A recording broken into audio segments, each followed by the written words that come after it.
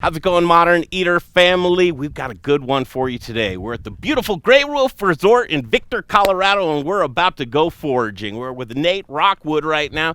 And Nate, this happens every single Saturday? Every Saturday through Airbnb experiences, we take a group of up to 10 people foraging. You can book online right now if you want to through the rest of the summer, but at our feet actually is something that is quite tasty. It tastes like pineapple, and so we're just going to start right into it. Might as well, right? So we'll start right here. These little flower heads right here is a chamomile flower, and this is going to taste just like a pineapple. So it's going to blow your mind because you're like, oh my gosh, this is a weed. Now, what would you use this for? Well, you know, those tacos we had for lunch that Chef made earlier would have been stellar with this. It had a nice little pineapple-y, citrusy type of flavor. You could use it for a variety of different things. On salads, obviously, it'd be good. You could pick them and let them dry out and then apply them as a spice. So to give you an idea, Victor, Colorado, we're outside of Cripple Creek, and this is exactly what you can do, too. It's Airbnb experiences, and Nate Rockwood here with us. He's a chef as well. This is just an example of what we're going to be doing right here. But, Chef, jump in here. We've got to talk to you, too. What would you do with this right here? Oh man, like Nate was saying, any sort of spice, any garnish on top of something fresh. I think in a salad would be awesome. Kind of get an Asian-inspired salad with kind of that tropical fruit flair to it. Anything like that would be awesome. When you think of foraging, you think of the terroir or the taste of that particular region. What kind of things are we going to run into here when we look at the property, Nate? Oh, all kinds of stuff. We got wild tarragon, sage, wild onions. Just flavors that you might find in a domesticated variety that you're going to find in its natural state. It's going to really just blow your minds. Let's take a look around. We got to get ingredients for dinner. Well, might as well, yeah. So as we start walking here, we're going to take a look at a couple other things. Mostly just down below us, we have a sage here. This is a fringe sage, so easy to identify, mostly from its smell here if you guys take it and just crush it. And wow. Fringe sage is more of a medicinal. It's definitely edible, though, in small quantities, and won't necessarily be bad for you in large quantities. Just might upset your stomach a little bit. But this flavor, of course, it's a great aromatic. So we use this oftentimes to enhance different flavor profiles that we're working with, just to add some of that sage flavor, but again, in more of an aromatic sense versus a main ingredient. Fringe sage. And we also have another sage around here that we'll see probably as we get back around on this other side, but just a neat, tasty ingredient. Again, usually I'll use this with elk, venison, any game meats. Just a nice little tasty aromatic that we can add to just about anything we're doing. And again, we have to think about, most of the pharmaceutical industry nowadays is based all around recreating nature, and so we'll find different things, including, let's go take a look actually at the Aspen Tree right now. It's right over here. But the Aspen Tree, of course, is one of the trees that we find in Colorado, native to Colorado, but it's something that was turned into what we now often take as aspirin. And so aspen has this bark on it, this white bark. And from that white bark, you get this powder, and that powder can be used to make a tea. You can use it as sunscreen. It's got a variety of different things you can use it for, but also something can be used as a blood thinner. You can turn this into a number of different things, like I said, that will have the same effects as aspirin. And so if you just happen to be out in nature and you have a headache or altitude sickness, this is an easy medicinal that you can use and apply. Again, you can also use it as sunscreen. Just wipe the powder off and rub it right on yourself. If you guys want to taste it, it's going to taste a lot like a aspirin tablet. Oh, very interesting. Yeah. So obviously you're very well versed in foraging and those types of things that are growing on your property. But those people that want to educate themselves or learn more, I mean, you can't go around and taste everything that's growing. No, it's definitely not the way to do it. So I learned from a mentor. Typically you want to learn either from a mentor, someone who already has the skill set or the knowledge, or just work on it yourself slowly. And the key, of course, is make sure that you can identify the plant to make sure you know that that's exactly what it is that you're tasting. There's plenty of books out there. We certainly recommend that you get some books that have photographs, color photographs up close, so you can identify the plants. But for the most part, once you kind of build a repertoire, kind of like with cooking, you can identify, okay, I know, just like, julienne, this is what, fringe sage looks like. This is what chamomile flower looks like, and this is how I can identify it. So identifying first, I mean, everything seemingly is edible, but it's not. Definitely, well, definitely not. So I just want to be careful. Typically in any small quantity, you should be okay with most things, but you never want to try and test the water, so to speak. So, especially with things like mushrooms, you really want to make sure that you have identified something like a mushroom that is an edible mushroom, not a poisonous one. But for the most part, you can certainly, pick and look at stuff, and usually you're using different things to identify it, whether it be the stalk of the plant, the leaf, the stem structure, or the flower itself. And so we'll use actually the flower to identify most of the plants we'll be doing, just because we're in that season. But you also have to think about throughout the course of the year, many different seasons, so plants are going to look different. You're also going to see things differently based on your elevation. So we're here at 10,000 feet, a little bit different up here. 10,000 feet. It is July 4th, and happy 4th of July to all of us celebrating our independence. But it's a beautiful 70 degrees as we walk around this property. This is what you want to do too. Let's carry on. Yeah, absolutely. So up here, it never gets above about 70, 75 degrees.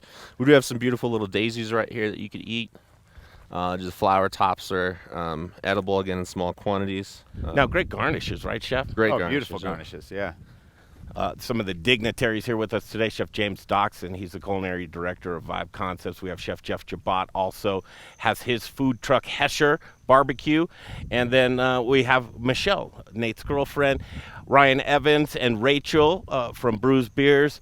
A couple of kiddos running around. And we have Sarah, James Doxson's wife, and we also have Jonna from Colorado Mills Sunflower Products. So we have a full house today as we go around, and this is a perfect size for a tour, isn't it, Nate? Yeah, this is about typical. We usually have up to 10 guests on that tour. Like I said, again, every Saturday on Airbnb Experiences. It's called Wild Chef Edible Adventure. We'll be having them throughout the summer and all the way into October, November, obviously. And each time you come, it might be a little different. So if you come once, you certainly can come during another season and get a different taste and a different idea of what is out there. So if you're coming to watch this video for the foraging, also note that Grey Wolf Resort, greywolfresort.com. You can check them out online, and also has housing available for you to rent out through Airbnb as well. Yeah, so we have quite a few different lodging places that are available year-round, of course. Everything from the cottage to the barn lodge, just a variety of different options. And then there's plenty of stuff to do in the area.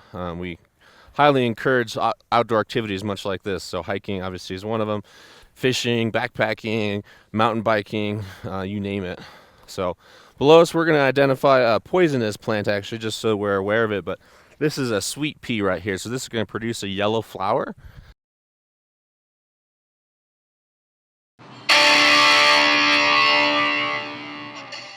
This is Troy Guard from Tag Restaurant Group. You saw me playing a little air guitar. So good. And when I'm not rocking, I'm watching The Modern Eater, like you should be too. Hey you guys, Jay here with The Modern Eater Show. Thanks for watching. Don't forget about our YouTube and Instagram channels. A lot of killer content over there. Throw us a subscribe on YouTube.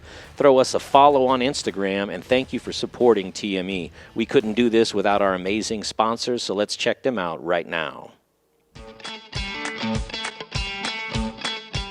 Very proud to be part of the Modern Eater, and chefs, restaurant owners, any food service operators.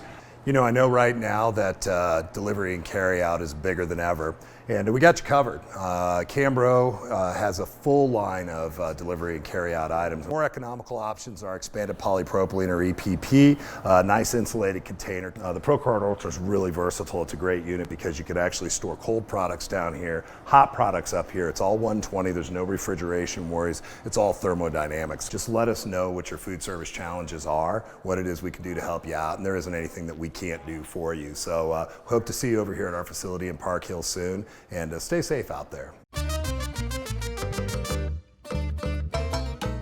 You know, everybody, with several $1 million of hard assets here, insurance is very, very important to us. Ewing Levitt covers it all. Machinery, building, workman's comp. Ewing Levitt's got us covered from the floor to the ceiling, from our alley even to the street.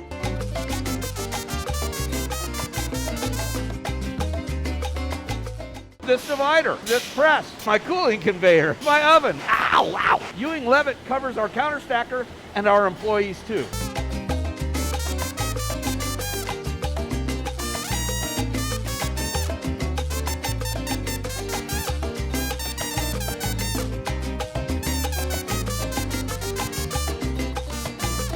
If you need insurance, take it from Little Rich at Rockalitas. Call Ewing Levitt. They'll get you covered.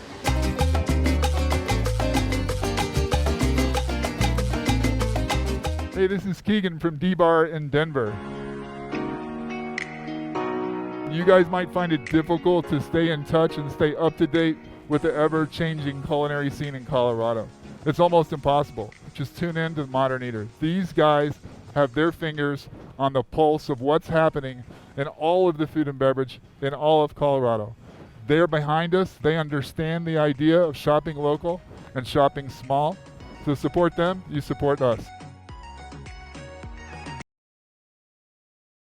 And it's commonly mistaken for being an edible legume because it is in the legume family, and the flowers do taste like peas, but it is actually poisonous. It would take quite a bit of it to poison you, but again, commonly mistaken as an edible, but in fact poisonous. So keep an eye out for these. Again, they'll produce a yellow flower. We'll probably see some more of them that are in a flowering state as we continue along our walk. And as good as it is to point out and pick up the edible, it's good to identify stuff that you should not mess with as well. Absolutely, especially one like that again is commonly mistaken for being edible because it does taste like a pea and does produce a legume and look like a legume that is commonly edible. Yeah, that's crazy. You did? Oh, look. So Jack's found some mushrooms over here. As far as mushrooms go, for the most part, we'll only consume what's known as a puffball. This is not a puffball. Puffball is easily identifiable because it's a puffball and there's no gills on it. This one, however, is likely going to have gills, yep, right underneath.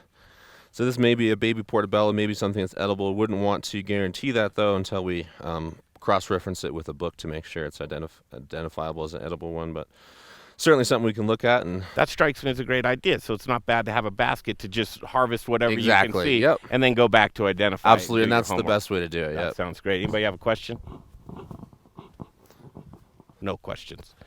So I've got another mushroom in my hand here, and we'll actually hopefully be able to find some puffballs as we get to the bottom of the hill here. Nate's just a wealth of knowledge here, obviously, and it's just so good to learn and have this experience with him, especially as a chef. It's, foraging is always something that I feel like most chefs, live for, but we don't get to have that experience as much as we would like to. Right. And so just being here with Nate and experiencing this is something really cool, and I'm sure I can come back and have some fun with Nate and cook some good food after we forage again. Absolutely. So we're going to be looking for a few different things here. We're going to keep our eyes out for some wild onion. There's some right here. Oh, which Marley just found. Yep. Marley, what'd you find? Wild onion. Wild onion. So onion's a great one. So the top of it's going to just taste like a green onion, if you guys want to taste it. Onion's a great one because we all know what onion tastes like. And the only thing in nature that tastes like an onion is an onion, and it's edible. So if you ever found an onion or something that looks like an onion and tastes like an onion and that likely is an onion and is edible. And so, of course, that's the top of the onion. And underneath we have a little bulb just like you would find, right? And these are domesticated now to become much bigger, obviously, and large. So you want to taste that one, Chef? Yeah, so they're please. quite tasty. Now, how do these find their way just randomly anywhere? Nature. Typically birds, obviously. A variety of different things will eat them and then move them around in their excrement. You also can see they'll get stuck. Sometimes seeds will get stuck to fur and feathers and be brought around. But again, this flower is how you identify that onion. And then you can follow the flower all the way down, and that's where you'll find more of those little bulbs. Love that. The flower is beautiful. Yep. It tastes beautiful. The whole thing's edible, top to bottom. I think this. Can we collect some of these? Sure, for our absolutely. potato So salad? now that you know what it looks like, yeah, absolutely. Parsnip salad. Yep. I've got a knife if you want to. Let's do it. Do you need a knife to dig out the root? No, I don't think so. Okay. The ground's Well, pretty that's soft. just yeah. So here, yeah. So you We'll can just keep see. finding So them, as yeah. you keep finding them, and then if you want to get down and dig either Nice. with your fingers or get that bulb out, I've got a knife on me if you need. Here's another one here that is the wild alpine strawberry. See this red vein here? Follows back to this leaf pattern. So this strawberry is not necessarily going to produce any berries at this altitude. If it does, though, it will in the next few months. It might because we have quite a bit of rain. If you were to go down in elevation, though, you'd probably see some berries starting to develop. This is one of those as well. Yep. Beautiful. Yep. Question, Nate. Yep. It's great that we're walking around Gray Wolf Resort right now, but others might be thinking, boy, I'd certainly love to have Nate come to my property. Is that something that's... Yeah, actually, so we just finished up a private dinner at the Trout Creek Villa, and so kind of what we do now is this rustic, high-end mountain kind of private catering, and we kind of tailor to specifics. So it happens to be a trout villa that we were at. They have this beautiful ground where you can go fishing, and obviously we did a little foraging on their property, found some mint and a few other things. Some that we lavender, incorporated into the dinner. and you turned that right around that same time. Yeah, so certainly something that's fun to do.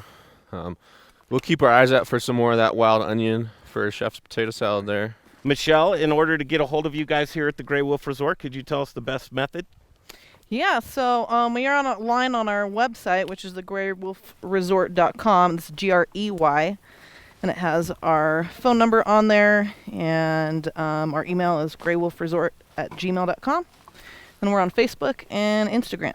So here we've got another plant that's usually easy identifiable, by the flower. But this is a rose hip or a rose that'll produce a little bud, a little berry that's quite tasty. Most of those berries aren't developed on these yet because this is a newer growth, but we'll look for more of these and we'll try and get some more of those berries and try and taste them. The rose hip is what it produces. And commonly we use rose hips in tea, but in a survival situation or in just a situation in nature, those rose hip buds are just good to snack on, high in antioxidants and vitamin C. Is this a rock crop? Yes, so this is a stone crop or rock crop right here. This is a succulent. If you'd like to try this, Chef, I bet you'd love it. Hey. What's going on, everybody? This is Brother Luck from Lucky Dumpling, 4x Brother Luck in Colorado Springs, and I am rocking with the Modern Eater. You're watching them, you're tasting them, you're knowing everything there is to know about Colorado. Hi, Charlie from Brews Beers here. Our new Belgian Abbey 4-pack is a mixed package of the 4 core beers made in Abbey and Trappist breweries in Belgium. So we have a single, a double, a triple, and a quadruple in one package. Now, quadruples are the emperors of Belgian monastery ales. They're dark in color, with a dense tan head and alcohol ranging from 8 to 12%, so they're pretty strong. Quadruples are very rich and complex with big maltiness, spice, and flavors of raisins, cherries, and plums. Alcohol is apparent in the mouthfeel, but not overwhelming, even at 10.5% ABV. So the finish is long, complex, and dry, and they're great beers anytime, by themselves or with hearty foods. Pick up your Abbey 4-pack at either Brews location, 67th and Pecos, or at Colfax in York, and at fine liquor stores throughout the Denver metro area. Take home some Belgian-style badassery today.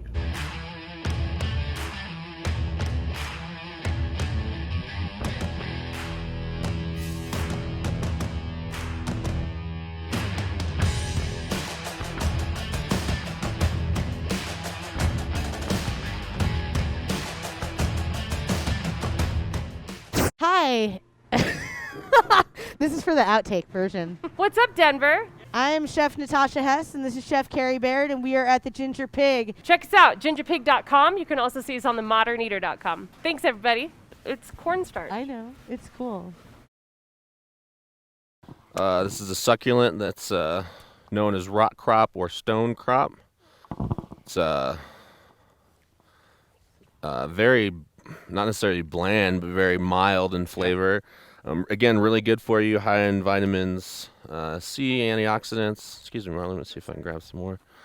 And just a tasty succulent, again, in a survival situation that would be a good addition to your repertoire to have, and then also a great addition on salads, I was gonna say, tacos, yeah, you name it. put that in a salad. I mean, just you think of like we were talking about earlier down in Denver, that altitude and purslane, everybody knows that as like Another succulent, a yeah. weed that grows in between sidewalks, but it's edible, and that just reminds me of that. So here we've got some dandelion. What's that?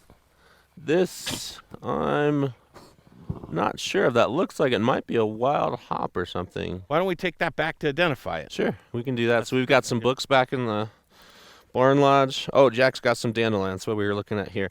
This dandelion happens to have a cow pie next to it, so we're not necessarily going to snack on that one, but this one looks like it's okay. But as Jack and Marley are here with us, I also want to point out, teachers, if you're watching this, what a great educational experience Oh, for absolutely. your students to come out and connect with agriculture. And folks, this is really what we say is the best of the best. If you're looking for those ways to connect with agriculture and it's a little intimidating to you, this is a good segue to get back into agriculture and connect with your farm. Well, and all parents are teachers, so if you're a parent out there and you want to bring your kids, we are a host to families. Actually, it's the majority of our business is families and kids. So, Dandelion is edible from the top to the bottom. So from the flower all the way through the stem to the leaf, down to the root. Dandelion is edible. In a city, I might suggest against eating dandelions just because you have quite a bit of edible, but is there any nutritional value to it at all? I mean, in what instance would you eat a dandelion? And in nature, you would absolutely. In fact, there's a new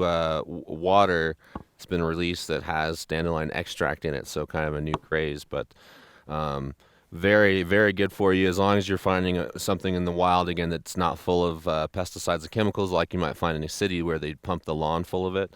And dandelion is quite tasty and just a nice color, too, so again, great for salads. Ryan Evans, Bruce Beers. We're working on a Dandelion Saison at the brewery, so nice. just everything you talked about for those reasons. Yeah. So as we're walking around and we're seeing this foraging, there's a couple of things that you've identified and said, man, I can make a beer with that. Oh, yeah. That first one with the pineapple Chamomile, would just be fantastic you know, on so many levels. Even an IPA would be benefit from that one. Well, I think it'd be fun too if you want. You can come out and do a little foraging adventure, and then take it back and do and brew it up or something. Yeah, this is great. Yep. Let's hang on to that.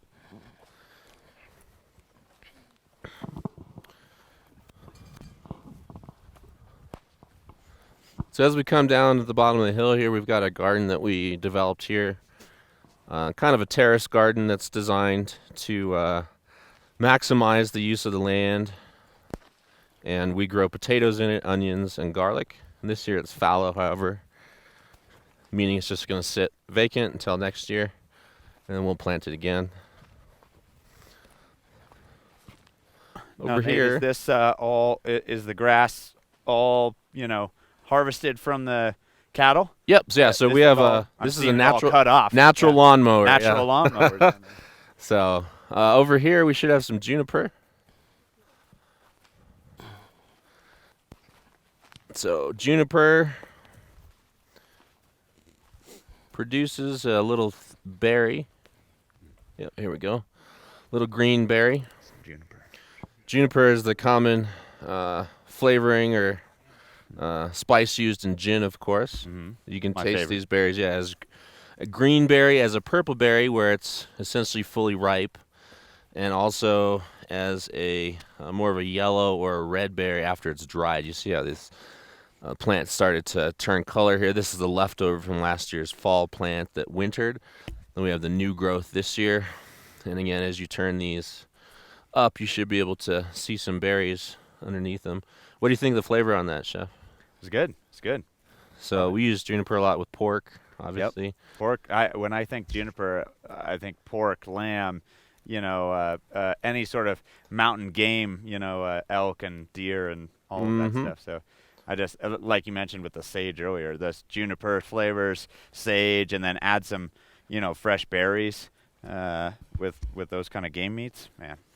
We did a heritage pork taco with a juniper syrup and a cactus slaw this last week. So not as many berries on this plant, but now that you know what the juniper looks like, obviously you're welcome to forage some more of it. So it looks like Michelle's got quite a bit of the wild onions, and so does Marley for Chef's potato salad here later. Yeah. Love it. Yes. Your parsnip salad, right? Yeah.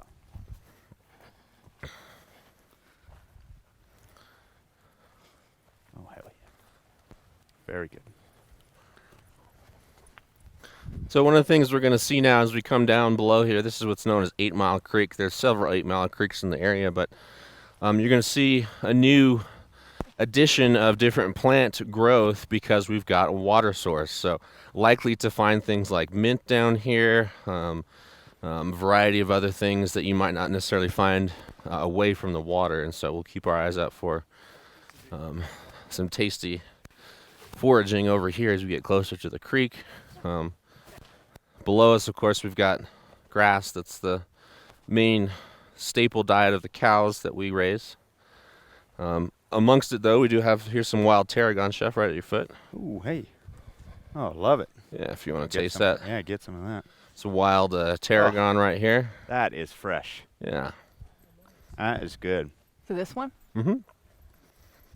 Gonna have a licoricey flavor, a little bitter. Yeah. Again, if you were to find that plant, you want to look for the smaller ones, the baby ones, baby varieties of it. Right. So again, a wild tarragon with that licorice flavor. Put that in some tea. What'd you find, Marley?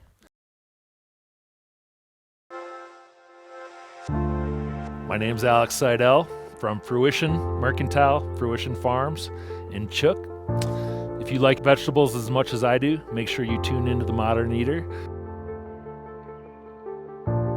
Modern Eater, we love you guys. This is Amber with Northern Colorado Potatoes, reminding everyone that potatoes grown here are truly rooted in love and rooted in a long history of being grown in this area.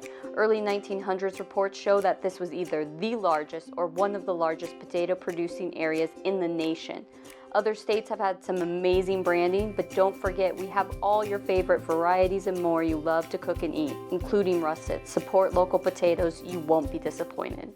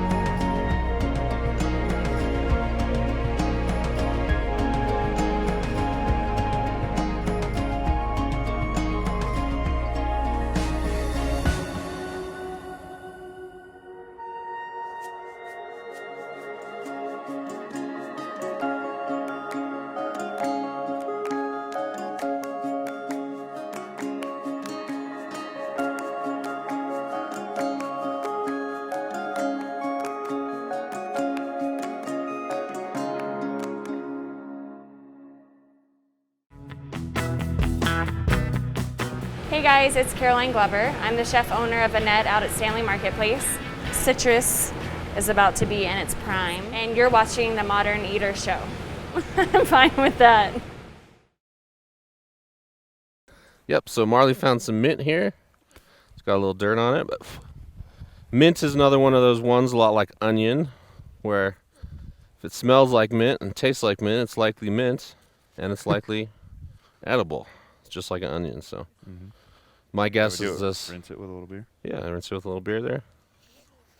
Oh, that's good. Oh, here's the puff balls. Yep. Yep, so a puff ball, that's we can identify and we can eat that one without stress. That's strong. Yeah, yep. So again, that's spearmint kind of flavor. Yeah, this is this is a horse mint is my guess. Very close to spearmint. But yeah, a little bit more so. Would be good for a toothache, things like that. Tasty just to chew on to freshen your breath, of course. These puffball mushrooms down here are edible, so. These pups are having a blast. Yeah, so we are pet friendly, obviously, so we love having animals around. Just make sure if they chase chickens that you keep them on a leash. Yeah.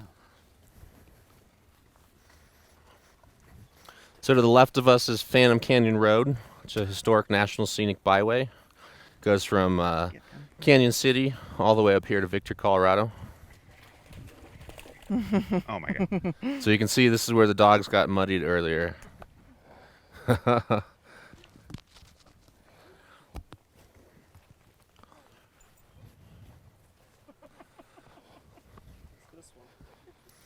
That is a dandelion. Yeah, and the next to it is the pea that's poisonous. Go over here. Go. Get the fuck.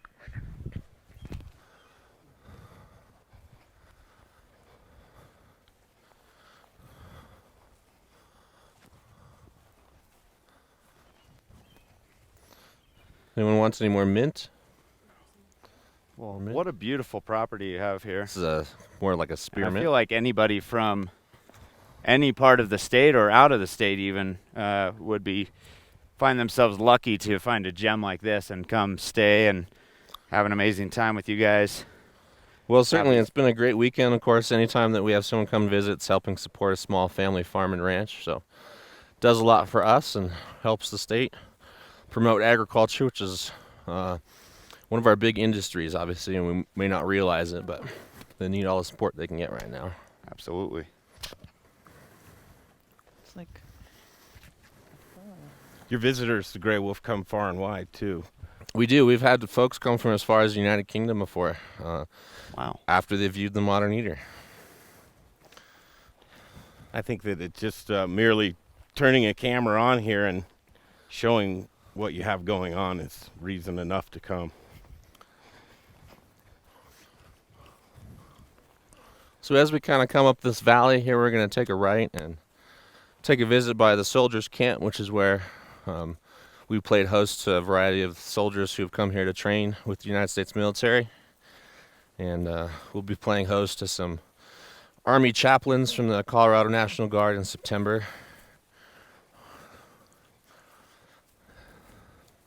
And hopefully we can find some more juniper around that area and check out the outdoor cooking camp.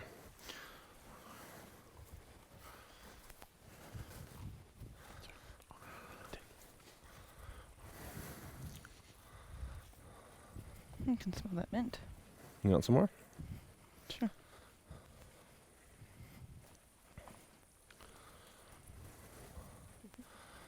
Oh, here's the pea plant we saw earlier with the flower on it. Next to it is the whisk broom parsley right here. This is an edible.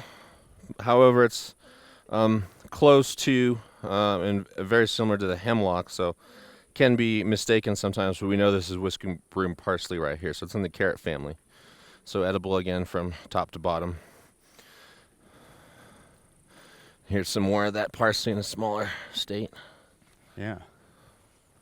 That's cool. You can see it's obviously related to carrot with the leaves. Yes, actually. So that's once you kind of get into plant biology and botany, so to speak, you start to identify plants based on leaf patterns, stems, and then the flower, of course. And so, how long have you been working on kind of growing your repertoire of identifying and these kind of things? And then I guess I have a follow-up question after that. Sure. So it's been about 8 years, I'd say. My first class as a student when I was working on my sustainable food service management degree was just a wilderness plants class. And then it evolved from there, taking some more of those classes and then just learning from my mentor into now where he comes out once a year and we just keep adding to it. Human beings are incredible. If you keep working at something, you get better at it. And so learn more each time. So. That's fantastic. The follow-up question is, have you ever eaten anything wrong or poisonous and gotten very sick from it? No, personally no, because I'm pretty smart as far as being sure to know that whatever it is the right thing, and when in doubt, just don't consume it. I think that's the key. So. Right. That's a good note to keep in mind. Yes, most definitely. Yeah. So we're going to start to hike up this hill here. It's a bit of a hike, but at the top of it, you'll see the soldiers' camp. We'll hang out there for a second and check out what was built by cooks and chefs in the United States military from our special forces. Now we use it for outdoor cooking. Also listed on Airbnb Experiences, Colorado Outdoor Cooking Class. Marley's found some more juniper here. And is there more berries on it? Yep. Probably teeny tiny, yep. Yep, more of these green berries. Anyone who hasn't tried the juniper, if you want to try the juniper. Whoops. When do those ripen, usually? About a month from now, they'll start to turn that purple color that you might find if you were to buy juniper in the store. Right here. Yeah, there's a couple. Is that different? More of that rock crop or stone crop is right here. Mm-hmm. Can I have that one? This one's really good. Tasty. It's a succulent, so good antioxidants, good water content. Just a fun one. I eat this oftentimes when I'm working on fence for the cows. Is this more of that wild parsley? Right here. The whisk broom parsley, yep. Whisk broom parsley. Looks like. Yep. And are these, what do we got here? These That look like they I'm want to be edible, but. Not sure what that one is, actually, off the top of my head. Now, Not a sure. lot of times in nature, Nate, there's Mhm. plants that exist because of a symbiotic relationship, especially in the region. Are there any plants that you recognize on your property that work together as a whole? Absolutely. So below us, we've got some Indian paintbrush here, but I'd say right now, in comparison to 3 years ago, the variety of plants has increased, as well as the amount of forage that's available because of the ruminants. So again, in modern day agriculture, we don't do a lot of rotating of animals or crops, and so we end up stripping the soil. And here we do a lot of ruminants, so grazers. This Indian paintbrush is edible, by the way. Yeah, it is. Really. Yep. However, it is it's considered to be something. It's going to make you a little make your throat constrict. Yep. So, you want to try some Indian paintbrush there? Again, lots of this rot crop. So that symbiotic relationship here, anyway, has a lot to do with the cows eating the grasses, and then creating excrement, obviously, which helps create more topsoil. Where most agriculture nowadays is so focused on one specific crop, you end up losing a lot of that topsoil, and so we'll see that here. It's at a little bit of a hill, so bear with us as we work on breathing because the air is not so thick. Yeah, 10,000 feet. Yep. Takes a while to get used to, I imagine. Oh, yeah. Tons of onions below us here. This is part of the reason we want to stop by. Lots of this Indian paintbrush, great addition to salads. Mm-hmm. Plenty of the rot crop as well. More of that whisk broom parsley. Now, this property has a health and wellness aspect to it. Michelle, as we're walking up here and we're all getting a Winded? good workout. Yeah. Talk about some of the things that you do here as far as education through fitness. Yeah, so Hi, I'm Amber with Strohauer Farms, and I'm just here to remind you that the best potatoes are grown here in Colorado. Goodness elevated. Thanks for watching the Modern Eater Show.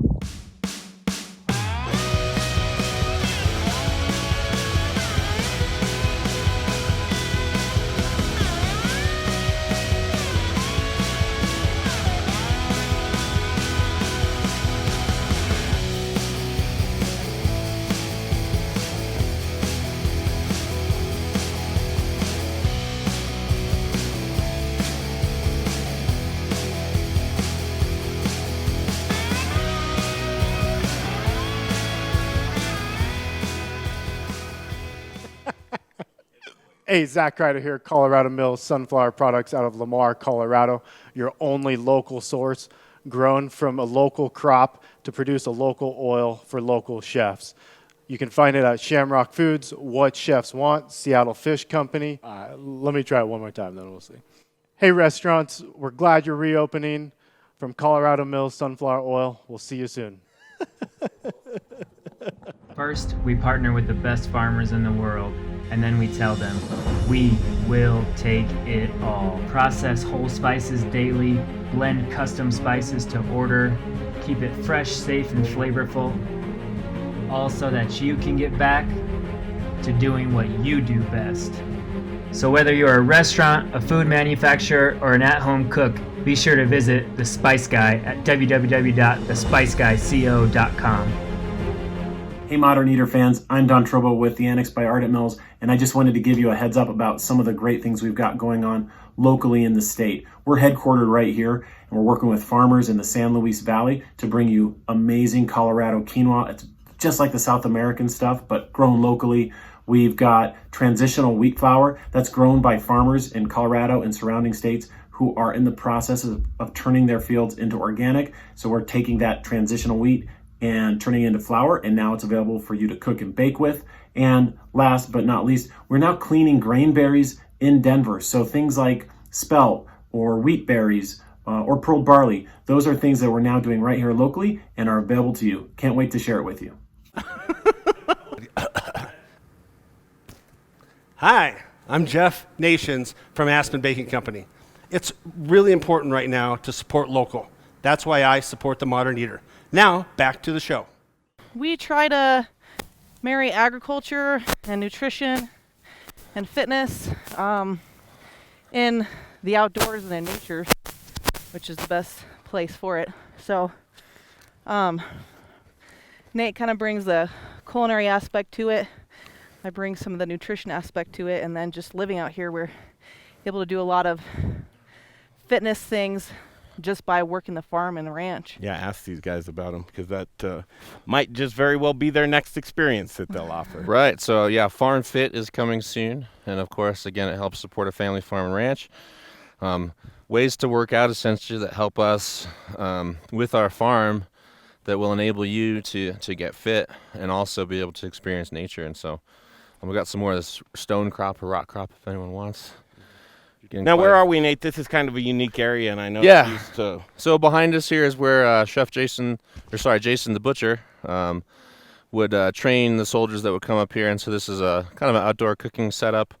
Now also available on Airbnb Experiences as a Colorado outdoor cooking experience. And here we cook over fire and flame. So we'll get a good fire going, use the coal base, spread it around to different exterior fires, and then do a variety of cooking based on what the guest is looking to learn. And then we also still play host, obviously, to some members of the military, mostly the 10th group when they come up from Fort Carson and their La Rochelle dining facility. Just kind of a fun experience. Again, doing anything outside nowadays is just a little different, and so when you're able to get in nature in a place like this, it's a lot of fun, and for families and kids and everybody. And we've done quite a variety of meals, and usually we end them with s'mores, though. So I think s'mores is a good way to end any outdoor meal. So Hey, Michelle, what a treat. As we forage for the day, we've got a lot of goodies. There's an experience inside of an experience. What can we do with them? So one of the things that we do with the guests whenever they come up for the foraging experience is we make a herbal tea. I like to use things like cat's claw and pod arco bark, and then we will gather some rose hips that we add to the tea, and then have a little tea ceremony out in the field for the guests. How fun is that? Yeah. So this is kind of a shrunken down version of the foraging expedition, but since we already have some great chefs here who just happen to be here for the weekend, we're going to take those wild onions and add them to the potato salad and kind of get going on more of a farm tour and look at the property itself. Very cool. Hey, connect with nature, why don't you? And you can look it up online, graywolfresort.com, but Airbnb, it's Airbnb Experiences, and Nate Rockwood and his girlfriend Michelle would love to have you on the property. Reach out for more information. We're going to continue to tour this property, and go to Google and just search for Gray Wolf Resort. You can check out some cool videos that we've done here in the past. So for Nate Rockwood and the rest of our guests here, we're going to see you next time right here as the Modern Eater. We continue.